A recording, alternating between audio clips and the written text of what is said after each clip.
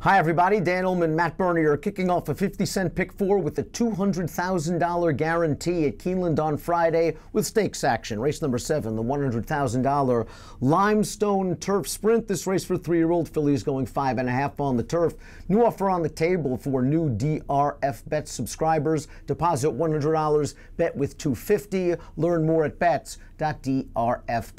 Let's meet the field for the Limestone Turf Sprint. It's a full field. We expect to have a lot of speed. And let's start things off, Matt, with your morning line favorite, the number 12, Chelsea Cloisters, trained by Wesley Ward. Last seen in the Breeders' Cup Juvenile Turf Sprint, running a fine second behind Bulletin. Yeah, and Bulletin came back to flatter that form just last weekend, or I should say a few days ago, with a 94 Beyer speed figure winning his seasonal debut. Look, I mean, she makes plenty of sense in here. She's got figures. She's got a little bit of versatility. I suppose what I'm concerned about is, and maybe it's a little unfair for me to even bring this up, but she's run second 4 times from 6 lifetime starts. I know she's been in some difficult positions. She's faced the boys a number of times. This kind of position here, I expect her to run well. I just don't know that I would want 3-1 on her. She has good early speed, and we are expecting some rain at Keeneland on Friday. And Chelsea Cloisters, as we saw in the Breeders' Cup, as we saw in France last year, has run well on off-going. Maybe that will work to her favor. Wesley Ward also has the 10, Stillwater Cove, and Stillwater Cove defeated Chelsea Cloisters at Saratoga in the Bolton's Landing Stakes. Now, she didn't run well in the Breeders' Cup Juvenile Turf Sprint, and you have to wonder if maybe soft going isn't what she wants. Yeah, it's possible that's a major piece here. I think it's too early to make a definitive statement, but it is worth noting that that's the only real dud that she's thrown out there, with the exception of the race over Royal Ascot. I don't want to hold that against her.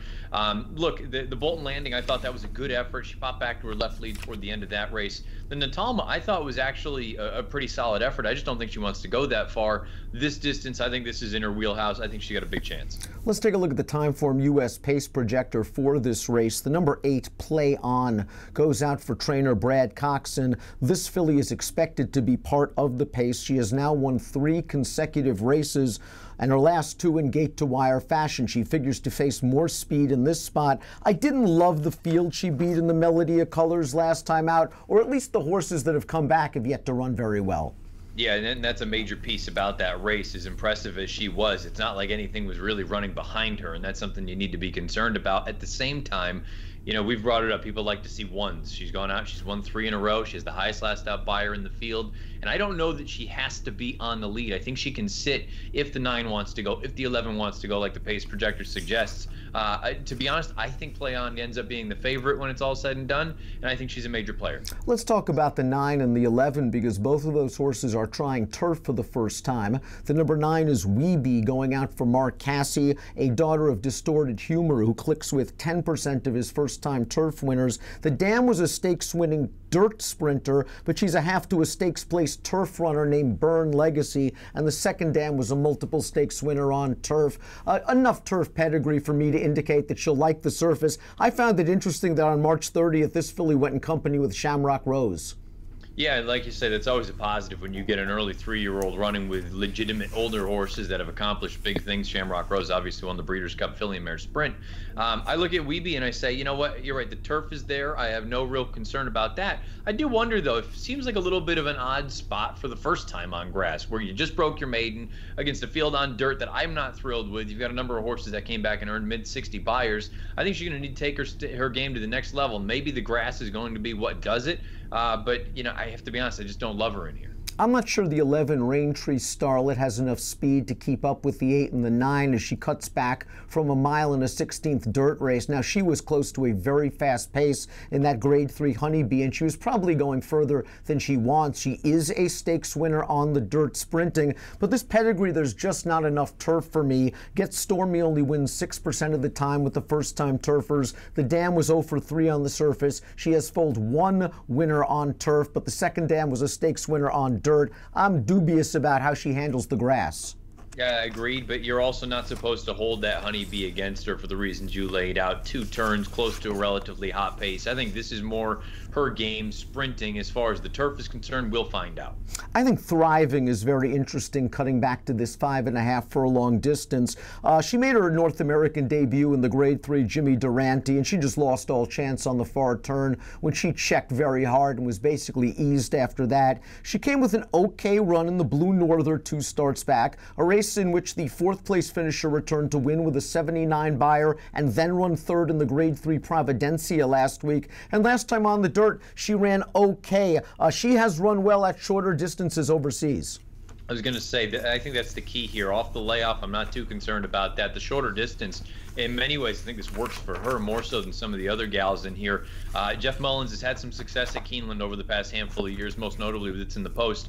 I think Thriving, again, I agree with this 8-1, sort of a middling price. I think it's interesting. Let's talk about some other horses that are close on the Timeform U.S. pace projector, beginning with the 13 O'Keefe, a multiple winner on synthetic surfaces. First time on turf for this daughter of Munnings, who wins 9% of the time with first turf winners. Dam was stakes placed on dirt, did not win from one start on the turf. The second Dam, however, was a multiple stakes winner on the turf, but she's got to revert to that career debut buyer speed figure. She has not gotten faster, and she is returning off a lengthy layoff.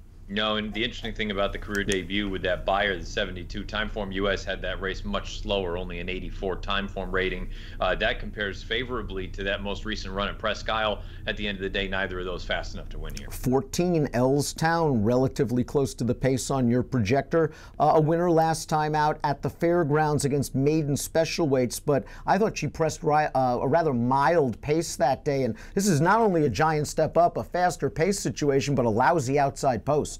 Yeah, I agree. Timeform had that internal split color-coded blue, meaning she was pressing softer fractions. And boy, if you could have drawn up anything worse, show me where it could have been. The 14 post in here, that's a brutal position for her to be in. Next up on the pace projectors, the 6 Snow Blossom. This horse won her maiden 2 starts back on the Turfway Polytrack. She was in for a $15,000 tag. She's trying turf for the first time. The sire won the Irish Derby. We don't have a lot of stats with his North American turf runners, but there's a lot of dirt on the bottom of this pedigree. The Dam, a half to the Grade 2 placed runner, November's Slew. The second Dam won both the Test and the Alabama. This horse has shown speed on synth, but boy, what a step up in class.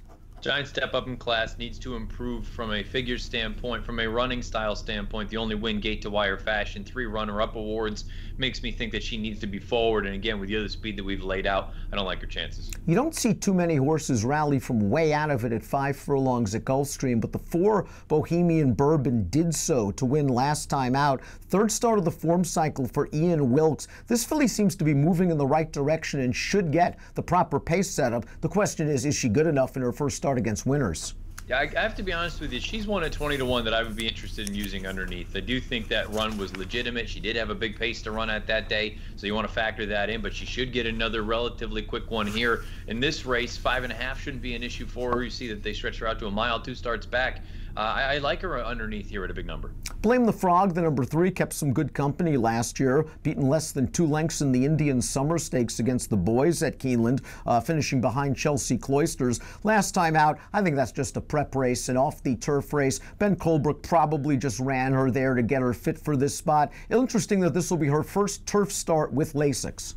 Yeah, we'll find out what we get here. Second off the bench, getting back to her preferred surface. From a numbers standpoint, she's a little bit on the light side, but you brought it up. That was only her first start as a 3-year-old. You would imagine she's going to take a step forward here. Second time off the bench. The question is it enough of a move forward to really be a contender in here? I know you and I don't like these drastic cutbacks usually at 5.5 furlongs, and my gal Betty is cutting back 3 panels after running in 3 consecutive route races, but she's undefeated sprinting in her career, and she has been facing some good competition recently. Yeah, she certainly has. You take a look at that run in the Here Comes the Bride. You've got 4 horses that have come back. 3 of them have earned 70 or greater buyers. 2 of them in the high 70 range, so I don't want to hold that against her. You obviously see Newspaper of Record running in the Breeders' Cup Juvenile Fillies last year. I agree with you. Generally, I don't like the giant turn back, but I have in my trip notes after the Talma. I'm not sold on additional distance for her. That was at a 1-turn mile. I think going shorter is actually what her game's going to be. What happened to Beachwood Ella last time out? She was the favorite in the Melody of Colors Stakes. She broke from the inside post, and Play On just blitzed that field. She never really got into it, and I wonder if her lack of early speed puts her behind the 8-ball, especially breaking from this inside post position. Well, and I remember we actually spoke about it a little bit when we previewed the Melody of Colors, or talked about the race, that perhaps that N1X was the time to have her on that initial turn back with a horse that, you know what, maybe the distance wasn't her friend. She had a little bit of pace that she was close to going 7.5.